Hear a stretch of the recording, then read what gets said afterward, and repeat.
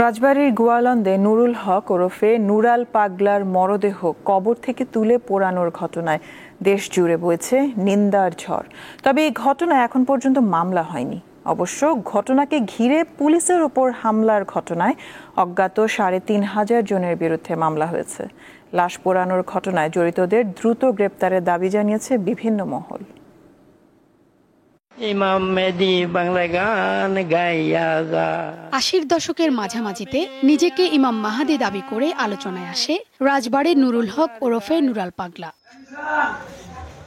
সম্প্রতি বার্ধক্যজনিত কারণে মারা যাওয়ার পর তার লাশ দাফন করা হয়। শুক্রবার দুপুরে নুরাল পাগলার দরবারে হামলা, ভাঙচুর ও অগ্নিসংযোগ করে জনতা।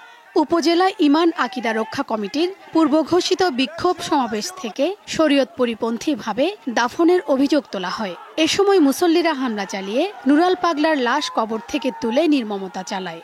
পরে ঢাকা খুলনা মহাসড়কের পাশে প্রকাশ্যে আগুনে পোড়ানো হয় লাশ। এতে ওই এলাকায় তীব্র উত্তেজনা ছড়িয়ে পড়ে। হামলায় পুলিশ সহ আহত হয় অর্ধশত। নিহত হন রাসেল মোল্লা নামে এক ব্যক্তি। তিনি নুরাল পাগলার দরবারের খাদেম ছিলেন। ঘটনার পর থেকে এলাকায় থমথমে অবস্থা বিরাজ করছে। আইন শৃঙ্খলা স্বাভাবিক রাখতে মোতায়েন করা হয়েছে অতিরিক্ত পুলিশ। তবে এখনও মামলা দায়ের করা হয়নি। ঘটনার পর সারা দেশে তীব্র সমালোচনার ঝড় উঠেছে। উদ্বেগ ও নিন্দা জানিয়েছে বিএনপি, জামায়াত, এনসিপি সহ বিভিন্ন রাজনৈতিক দলের পাশাপাশি নানা মহল। এর সাথে আন্তর্জাতিক ষড়যন্ত্র আছে কিনা তা খতিয়ে দেখারও তাগিদ দিয়েছেন অনেকে।